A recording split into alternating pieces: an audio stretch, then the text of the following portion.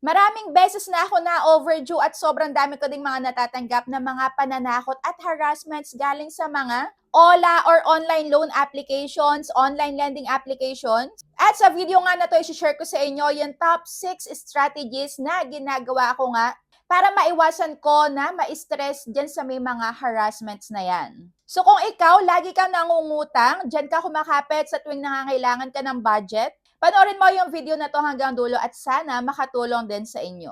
Pero kung bago ka pa nga pala dito sa aking YouTube channel, huwag mo kalimutang mag-subscribe and pindutin mo na din yung notification bell para lagi kang maging updated sa mga next uploads ko. Dahil namimigay nga ako ng 100 Gcash pang load sa mga laging active dito sa ating kada upload. Ayan, mag-like, share, and comment dahil nakikita ni YouTube kung sino yung pinaka-active every week. So pag nakita niyo yung pangalan niyo dyan na may bilog, i-PM niyo na ako agad sa FB page ko.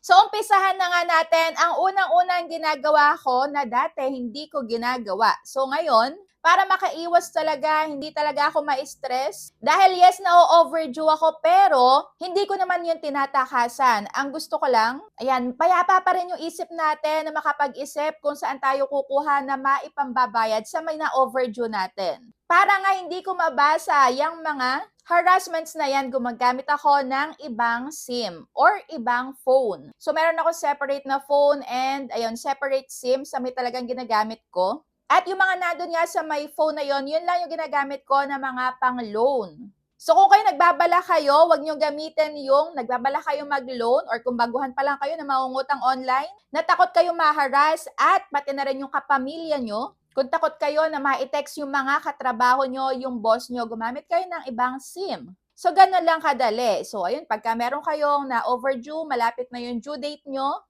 hindi na nga nila makokontak kung sino yung mga hindi mo inilagay as contact references. Dahil, syempre, limitado lang yung ilalagay mo dyan sa may SIM na yan. So, 5 contact lang. At make sure nakapamilya mo lang din para alam mo kung sino yung makokontak sa kanila or hindi. Para alam mo kung sino yung papaliwanagan mo kung bakit sila nakakatanggap ng mga harassments din kahit na hindi naman sila yung nangutang.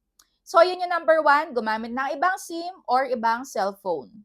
At limitahan lang kung ilan yung nasa may phone book, 3 hanggang 5 contacts lang. So yes, yan yung ginagawa ko nga. Para hindi ako nai-stress sa may sobrang dami ng tawag at kung ano-anong mga pananakot na babayaran naman natin talaga yon. Ang ayaw lang natin yung marindi yung utak natin kakabasa sa mga kung ano-anong pananakot nila. At ang pangalawa nga na ginagawa ko is, syempre, dun ako sa may mga walang matatanggap na mga harassments. Syempre, maiiwasan